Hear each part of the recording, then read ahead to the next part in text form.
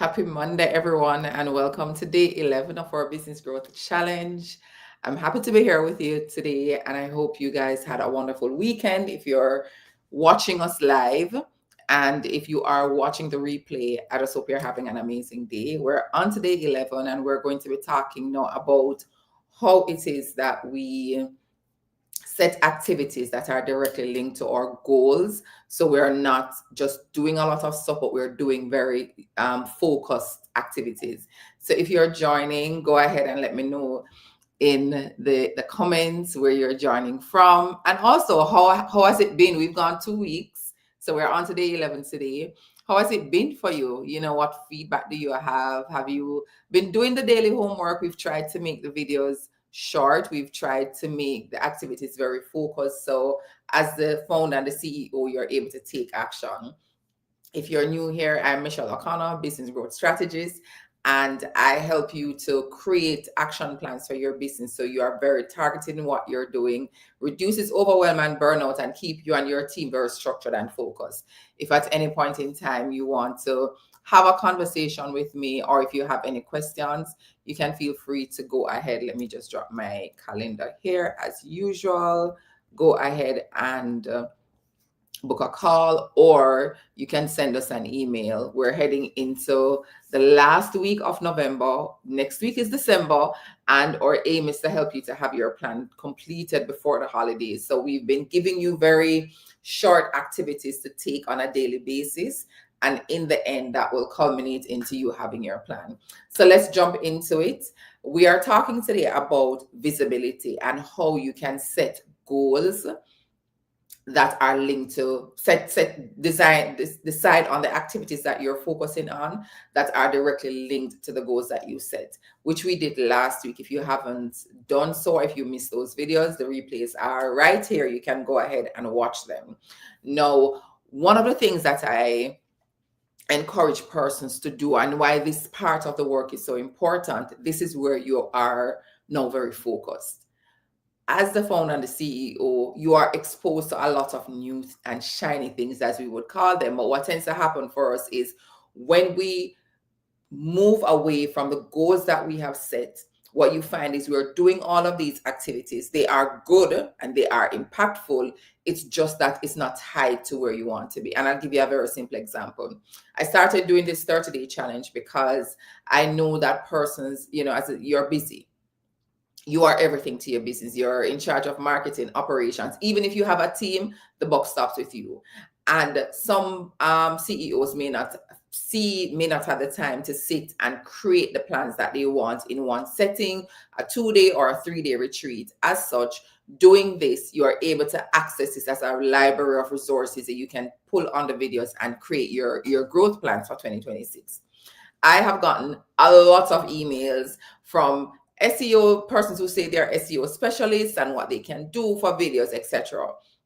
That's good. That's a very good thing for persons to do. However, I know what my goal is, and I don't want to get pulled into something that is not linked to the reason I'm doing this challenge. Thank you so much, Maria. Let me know where you're joining from, and also what business you have. Maria says she loved my video, so they're working. Thank you so much.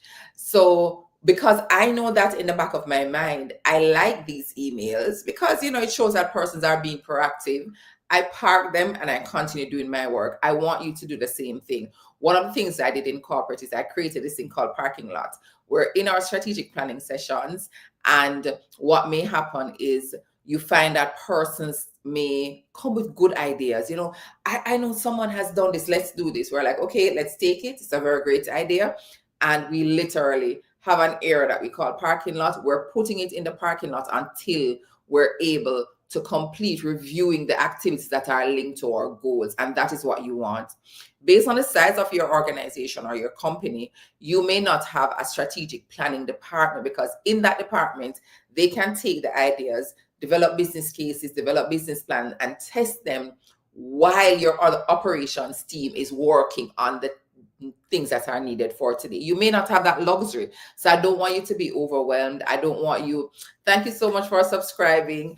I tell you, Maria, I looked at my statistics, and I find, or one of the things that the statistics show is that a lot of persons who may watch your videos may not subscribe, but thank you so much for doing that. Right. So you may not have a strategic planning department that is taking your ideas and testing and see if it's ready. So you don't want to bombard yourself with too many activities. So I want to encourage you to be very focused. Now, last week, let me just share where we ended last week. Last week, one of the things that we focused on was creating our action plans. And I did encourage you on Friday to just be very focused with what you're doing. And this week, we're talking about visibility and action. So we're turning the 2026 goals that you have decided on into action plan. And I want to say this before we even get going into this, into the presentation, which will be very short. Be okay with not knowing if you're able to achieve the goal right now. That's perfectly fine. As I said sometime last week, what we're doing, or what you do as a CEO, and you develop a plan or you agree on a plan, you create an hypothesis. An hypothesis is an idea of something that you think to be true. When you create your action plan, you're saying, okay, it's looking like it's going to be true. And when you start taking action, that is when you're able to test and review this hypothesis that you created. So when you may have decided that you wanted to achieve a certain amount, you want a target of $300,000, that's perfectly fine. Let's now create activities that are tied to this $300,000, and then we can assess the resources that are needed and see if it's right. So don't be too bogged down with if it's real. We would have reviewed our previous year's targets. So you're setting stretch targets based on how you perform and based on all the information that you have available to you.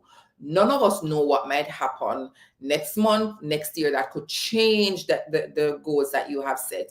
But for now, based on the information that you have, because that is what a hypothesis is, based on the information that you have, you've created this goal, you've created this idea that you think to be true, and now we are going to be testing it.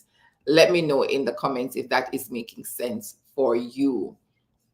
All right. Do you think this makes sense? It's a hypothesis. We don't know if it's true. You know it's true when you start doing the work. So I'm going to be sharing my screen with you to just show you what we are focused on for today. So we're talking about visibility, turning your goals into action. Now, last week, I'm just showing back this table because we would have created this table last week. Again, if you didn't see it, the videos are up as replay. You can go and watch them.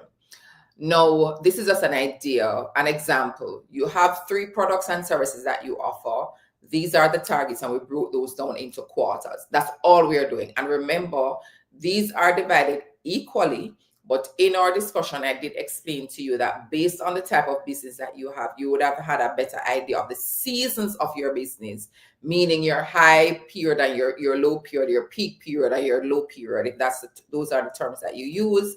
And what we're doing is looking at it. So you can decide, I want to put most of my targets in Q1 and Q2. Let's reduce Q3. Let's ramp up Q4. You name it. You're free to do how you do it. Just ensure that at the end of the day, everything comes back to your overall target.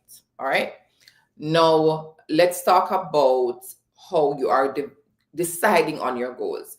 So you may have decided that I am going for product or service number 1 is $90,000. And I'm just giving you one example of what I want you to document. For that product, you may have 3 or 4 things that you're going after.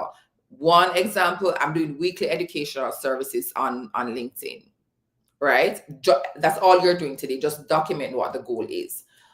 Another thing you're doing, you're collaborating with complementary brands for cross promotion. So this is if you're delivering a product. So you offer a product. Maybe it is that you offer gym wear or athleisure wear as an example, and you're partnering with someone who does health foods, and you're collaborating, you name it. So you're looking for that kind of collaboration. And again, these are just examples.